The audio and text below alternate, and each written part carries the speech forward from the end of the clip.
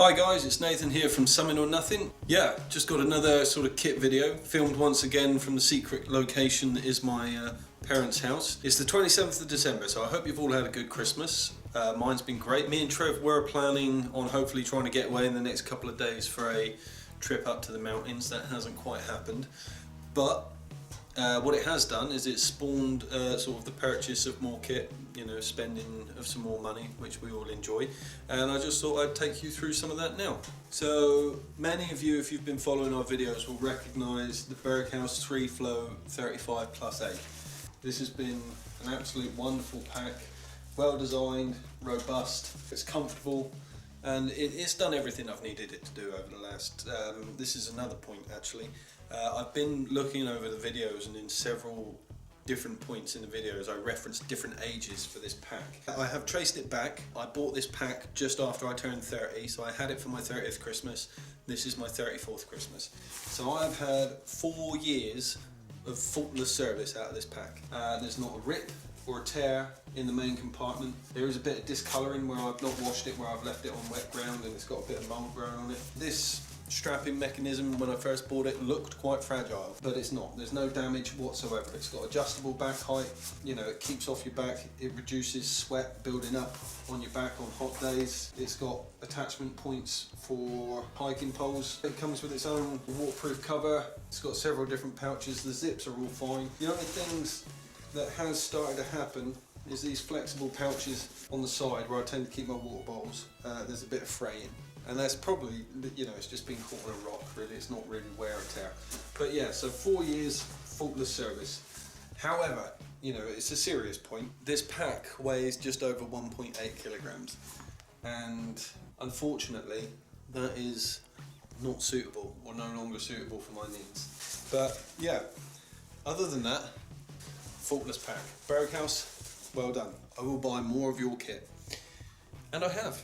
I went online, done a lot of research and reviews, and because Something or Nothing is sort of gradually engineering away from sort of Dartmoor and the day hikes and the sort of wild camping on Dartmoor, and it's sort of trying to get more serious and more geared towards mountains. I've been looking at sort of a more mountain focused pack. So there are several brands on the internet that I've been out and looked at. Mammoth is one of them. They produce some very nice simple packs, and I think simplicity is key here as well. And then also because we're trying to be sort of more year-round sort of mountaineers, I wanted something, you know, that can be used with gloves, ease of use. So anyway, after lots of research, and obviously bearing in mind the weight was one of the issues, I managed to find a pack that came in at about 1 kilo dead. It ticked all the boxes for mountain use. Slimline, tall. Its actual capacity, its volume, is actually 7 litres more volume than what I've been carrying.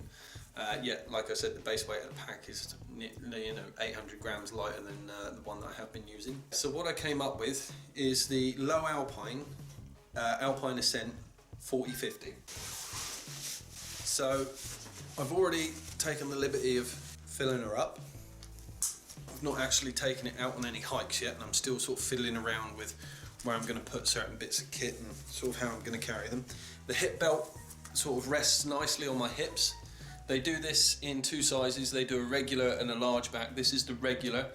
I'm 6 foot tall and I've got a relatively long torso and sort of shorter legs, but the regular is still exactly where I'd want it on my hips.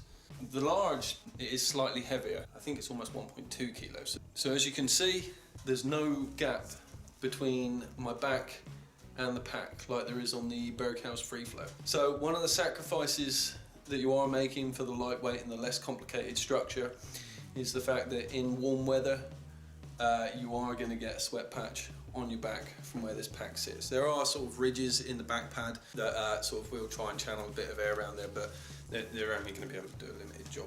It has got gear loops on either side of the waist strap that I'll show you in a second. So if we look at the back pad, it is just basically a foam pad. There are ridges running left to right that will let a little bit of ventilation in.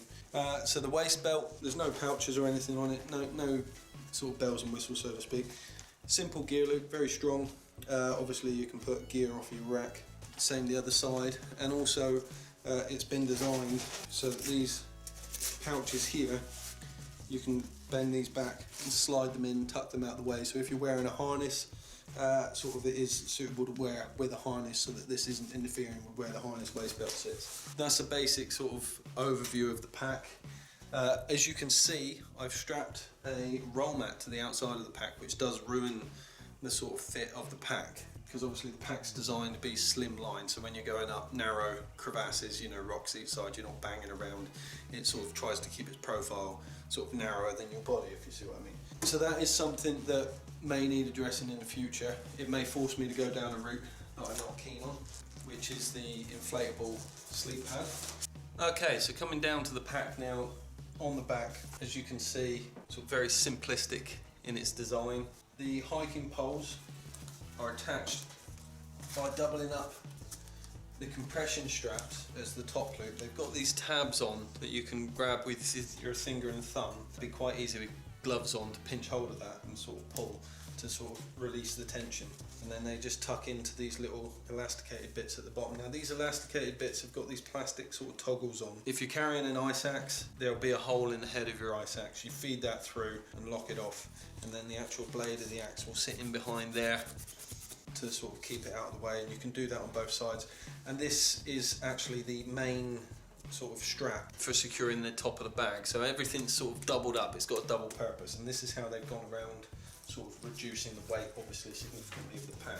It's still quite a heavy duty and thick feeling material, so you know, I'm sort of confident that it's gonna last. But the Berghaus had a 4-year test run and I can't really fault the pack, but it's only with the experience, sort of 4 years of sort of on and off hiking and 2 years of something and nothing, and the fact that now our walking is generally sort of orientating more towards going up mountains, where the weight of what you're carrying is far more noticeable than if you're just traversing across moorland. So without that experience, I wouldn't have been able to know that this is the pack that I wanted to go towards. Right, the main fastening buckle is brilliant. I think it's one of my favourite features of the pack. It's not a plastic clip that can break or can get knocked on a rock. It is just a simple piece of aluminium or similar material with a plastic buckle bonded to it. You just release the tension and then you just fold the buckle through the loop. It couldn't be simpler. It is simple. There's one instead of two, which saves on weight, and you know, it is a very robust design. It's worth mentioning that this pack actually comes with a lifetime guarantee on the build quality. Obviously, you know, if you scuff it and rip it, whatever, they're not going to replace it. But if anything fails, stitching or anything like that, lifetime guarantee. Doesn't matter when it happens. That's confidence, you know? They've obviously tried and tested it. There are other webbing tabs on the front for securing more gear to. I mean, it really is sort of engineered more towards climbing. The top compartment is removable and fully adjustable, and I believe that this is where it gets its extra volume from. So this pouch can be slackened off front and rear, and it can actually be raised up to sit much further up on the pack. Underneath the cap we have a plastic buckle that secures over the top, or it can be used as a separate loop for stowing rope. Nice and simple drawstrings, but very robust. And then basically one sort of main compartment.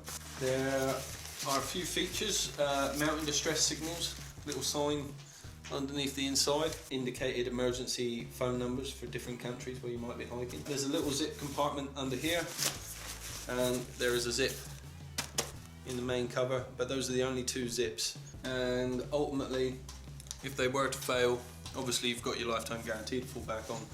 This drawstring, once it's done, I mean, you can fill that right out up the top, perch that on top. There's plenty of spare webbing for that to be fastened much higher up to sort of increase the volume of the pack, and I'm guessing that's where the 40 to 50 volume increase comes from. Okay, so that is the basic overview of the pack. Points to note is there is not a waterproof cover that comes with this pack. You'll have to invest in that separately.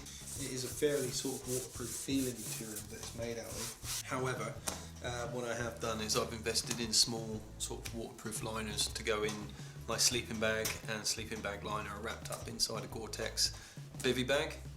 And then I've got a separate waterproof pouch for spare clothing, and one for my food and any other items that I'm concerned that might get damp inside.